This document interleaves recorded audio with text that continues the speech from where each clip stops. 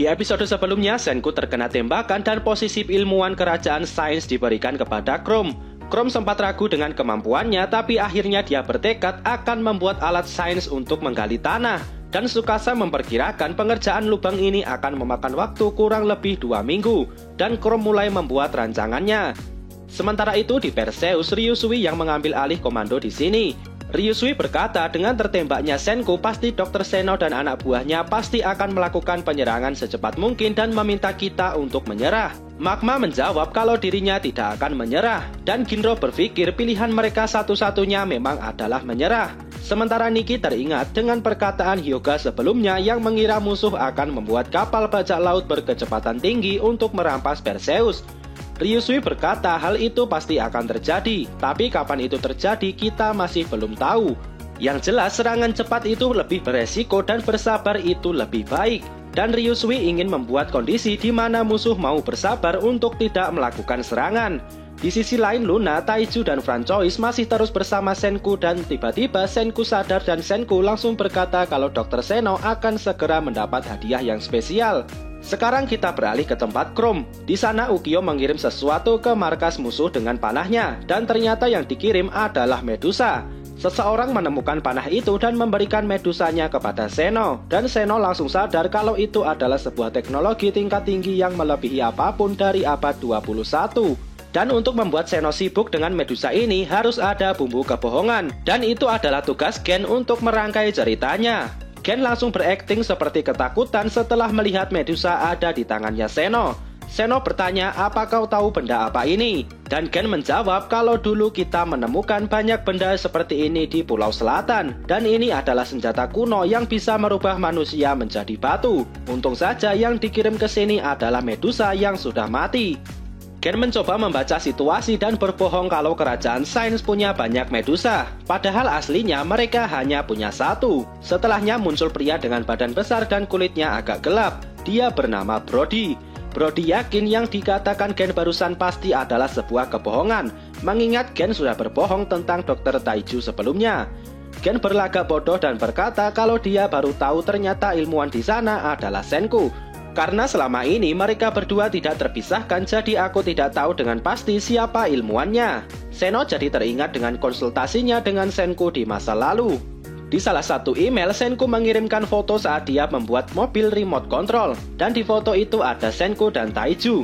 Tapi Seno tidak mau ambil pusing dengan apa yang dikatakan Gen. Yang jelas bagi Seno, benda kecil yang dia pegang sekarang adalah sebuah teknologi yang melebihi apapun dari abad 21. Dan tiba-tiba Stanley muncul di belakang mereka dan menanyakan cara kerja Medusa ini. Berapa lama aktifnya dan berapa jaraknya. Gen berbohong lagi dan berkata kalau dia tidak tahu cara mengaktifkannya karena itu adalah rahasia yang dijaga ketat di tim tempur kerajaan sains. Gen balik mengancam dan berkata jika kalian melakukan serangan ke kapal itu sudah pasti kalian akan menjadi batu. Tapi Seno tentu tidak peduli dengan apa yang dikatakan Gen. Dan wanita yang menjaga Gen selama ini langsung meremas kepalanya Gen. By the way, nama si wanita ini adalah Maya. Maya langsung bernyanyi dengan keras di samping kepalanya Gen. Gen merasa kesakitan dan karena nyanyian Maya yang tidak karuan, Gen jadi tidak bisa mendengar apa-apa selain nyanyiannya Maya. Setelahnya mereka pergi ke ruang bawah tanah dan Gen juga dibawa ke sana. Di perjalanan ini Stanley bertanya apa senjata itu sudah selesai dibuat. Dan jika senjata itu sudah selesai, maka aku bisa mengambil alih kapal Perseus dengan mudah. Setelahnya Seno memanggil Brody dan menanyakan perkembangan pembuatan senjata misterius ini. Seno bertanya ke Brody berapa lama lagi senjata ini akan selesai, 1 bulan atau setengah tahun. Brody tertawa mendengar pertanyaan Seno barusan. Bagi Brody pertanyaan tadi seperti sebuah hinaan. Dan Brody berkata kalau senjata ini akan selesai dalam waktu 2 minggu. Gen sebenarnya juga ada di tempat ini, tapi karena nyanyian Maya yang sangat keras, jadi Gen tidak bisa mendengar apa yang Seno dan Brody bicarakan. Setelahnya ditampilkan siluet senjata yang sedang Brody buat, tapi senjata apa ini masih belum terlihat dengan jelas. Sekarang kita beralih ke tempat Chrome. Chrome masih membuat rancangan awal untuk mesin penggali tanah, dan Chrome meminta Suika untuk mengukur jarak terowongan ini dengan tali, dan metode yang mereka gunakan adalah triangulasi. Dengan metode ini, mereka bisa memperkirakan panjang terowongan tanpa harus datang langsung ke titik tujuan. Setelah mendapat data yang diinginkan, Chrome langsung melanjutkan tugasnya. Kepalanya Chrome sampai panas karena rumus aritmatika yang cukup rumit. Tapi Chrome tidak kenal yang namanya menyerah. Dan akhirnya rancangan ini selesai juga. Dan mesin yang Chrome ingin buat bernama mesin berputar otomatis super, yang jika disingkat bisa disebut mesin bor. Chrome mengira ini adalah pertama kalinya ada mesin seperti ini di dunia ini. Dan Chrome yakin bahwa di abad 21 juga tidak ada alat seperti ini. Tapi pada kenyataannya mesin bor ini sudah ada di abad 21 dan setelah mengetahuinya Chrome langsung ambruk. Oke, setelah rancangannya sudah selesai, mereka langsung membuat terowongan bawah tanah ini mulai dari menggali ke bawah. Dan yang memimpin penggalian ini adalah Hyuga dengan teknik tombak berputar miliknya. Ujung tombaknya diganti dengan sekop, jadi penggalian ini berjalan lebih cepat. Hyuga merasa teknik Kanryu miliknya menjadi tercemar gara-gara misi penggalian ini. Tapi menurut Kohaku, justru teknik Hyuga sekarang lebih indah. Jadi mereka sudah menggali cukup dalam dan sebentar lagi akan mulai menggali lurus ke depan. Dan mereka sudah meminta Kaseki untuk membuat ujung dari mesin bor itu. Sekarang kita beralih ke Perseus. Di sana Kaseki akhirnya berhasil membuat ujung bor yang diminta Chrome. Melihat desain bor ini membuat Matsukaze dan Mozu berpikir mungkin alat ini akan digunakan untuk membunuh musuh. Tapi Minami meluruskan persepsi mereka kalau ini cuma untuk menggali tanah. Sekarang tugas mereka adalah mengirimkan ujung bor ini kepada Chrome. Dan tugas ini diberikan kepada Taiju. Dengan kekuatan Taiju seharusnya dia bisa membantu pembuatan terowongan ini. Ryusui menunjukkan rute yang harus dilewati Taiju. Dan setelah siap, Taiju langsung menemui Yuzuriha dan Luna. Taiju menitipkan Senku kepada mereka berdua. Setelahnya Taiju langsung berangkat menggunakan mobil laboratorium. Dan ternyata aksi Taiju ini diketahui oleh Max dan Carlos. Ternyata mereka berdua masih mengawasi Perseus. Max dan Carlos akhirnya berkelahi tentang siapa yang harus mengikuti mobil laboratorium. Mereka berdua terus berkelahi dan tiba-tiba Taiju lewat di sebelah mereka. Dan tanpa curiga sedikit pun Taiju malah berhenti dan bertanya kenapa mereka berdua berkelahi. Max dan Carlos bingung kenapa musuh malah menghampiri mereka. Setelahnya Taiju memperkenalkan dirinya. Tapi karena Taiju menggunakan bahasa Jepang, jadi Max dan Carlos tidak begitu paham apa yang Taiju katakan. Dan tanpa ambil pusing, Taiju malah mengajak salah satu dari mereka untuk ikut ke dalam mobil. Max dan Carlos tidak percaya Taiju berkata seperti ini. Dan akhirnya Carlos lah yang ikut Taiju ke dalam mobil dan Max tetap di sini untuk mengawasi Perseus. Di perjalanan ini Carlos bertanya ke Taiju, apa Nona Luna aman? Carlos menggunakan bahasa Inggris tapi Taiju masih bisa sedikit memahaminya. Taiju menjawab, sekarang dia sedang merawat sahabatku. Kita curiga dia adalah mata-mata. Tapi Luna bersedia merawat Senku, jadi kami tidak akan memperlakukannya dengan buruk. Aku berjanji. Carlos sebenarnya tidak terlalu paham apa yang Taiju bicarakan.